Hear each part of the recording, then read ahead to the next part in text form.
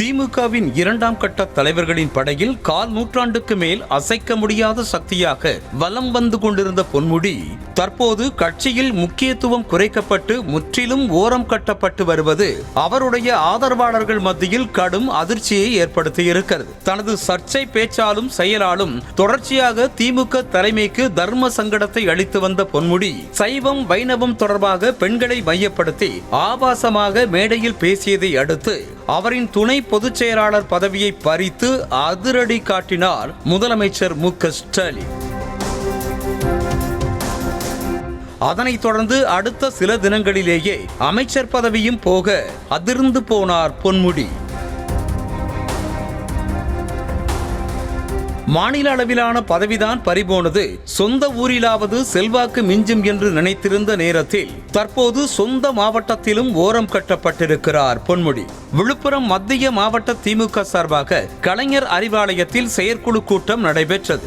இந்த கூட்டத்திற்கு சிறப்புரையாற்ற வந்திருந்த அமைச்சர் எம்.ஆர்.கே. பன்னீர்செல்வத்திற்கு நகர் முழுவதும் பிளக்ஸ் பேனர்கள் வைக்கப்பட்டு உற்சாக வரவேற்பு அளிக்கப்பட்டது. இந்த வரவேற்பு பேனர்களில் முன்னாள் அமைச்சர் பொன்முடியின் புகைப்படம் இடம்பெறவில்லை. விழுப்புரம் மாவட்ட திமுகவில் அசைக்க முடியாத சக்தியாக கோலோச்சி வந்திருந்த பொன்முடி கட்சி பொறுப்பு, அமைச்சர் பதவி என அனைத்திலும் விலக்கப்பட்டு தற்போது விழுப்புரம் மத்திய மாவட்ட திமுக பேனர்களிலும் புறக்கணிக்கப்பட்டிருப்பது அவருடைய அனுதாபிகள் மத்தியில் பெரும் அதிர்ச்சியை ஏற்படுத்தியிருக்கிறது. 2026 சட்டமன்ற தேர்தலுக்கு தயாராகும் விதமாக தமிழ்நாடு முழுவதும் 8 மண்டலங்களாக பகுதிகளை பிரித்து வேலைகளை துவங்கி இருக்கிறது திமுக. இந்த 8 மண்டலங்களுக்கும் கட்சியின் முக்கிய தலைவர்கள் பொறுப்பாளர்களாக நியமிக்கப்பட்டிருக்கும் நிலையில் அதிலும் பொன்முடி இடம்பெறவில்லை. தொடர்ச்சியாக கட்சி பொறுப்புகளில் இருந்து ஓரம் கட்டப்பட்டு வந்ததால் பொன்முடி தரப்பு சோகத்தில் இருக்கிறது.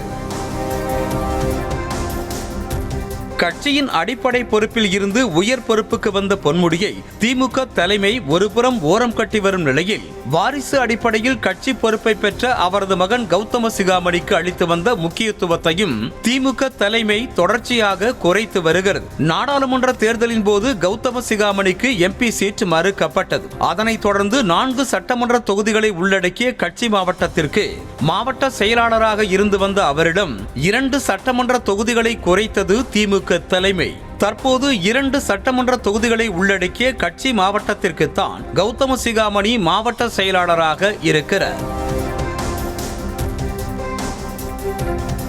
74 வயதாகும் பொன்முடி கட்சி பதவி, அமைச்சர் பதவி என பொறுப்புகள் அனைத்தும் பறிக்கப்பட்டு வெறும் கையோடு நிர்கதியாய் இருக்கும் அவர் சொந்த மாவட்டத்தில் வைக்கப்பட்ட பேனர்களிலும் புறக்கணிக்கப்பட்டிருப்பதால் அவருக்கு அரசியலில் இருந்து அறிவிக்கப்படாத ஓய்வு கொடுக்கப்பட்டிருப்பதாகவே பார்க்கப்படுகிறது.